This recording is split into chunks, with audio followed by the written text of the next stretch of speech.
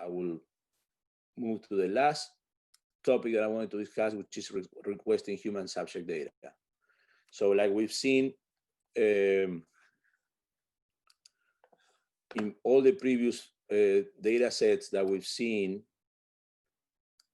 basically we have all the assets there and you can just click on the file and download it.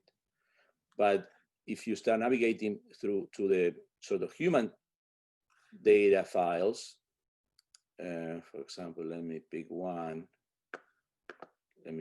here, for example. If I go to this data set, I see that, you know, there's not much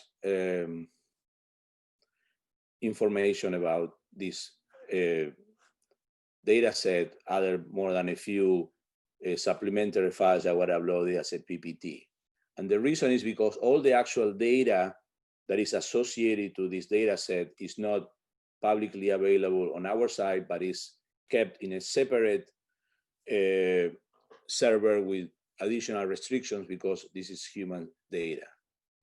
So once you navigate to one of these data sets, you will see that it says that this is a restricted access human data, and to gain access, you must first go through this process outlined here.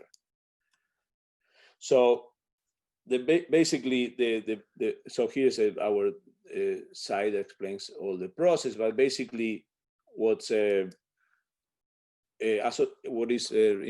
involved in requesting this data set, this human abstract data set, is that you have to go fill in this data access request that many times involve submitting additional documentation based on the type of data use limitations that the requesting data may have. Sometimes you may have to show some IRB documentation.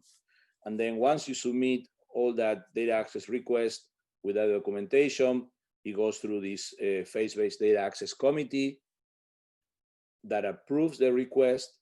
Once we receive the information saying that the request has been approved, we package and encrypt the data, because all this is human subject data.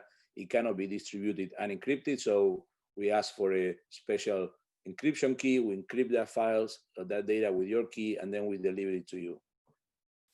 So that's pretty much the main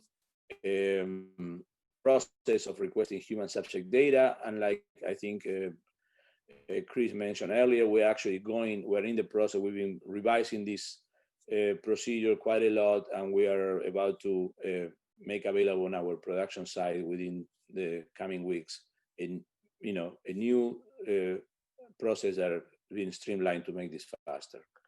So I think that's if you don't have any other questions, that's probably all the information I have that I wanted to show.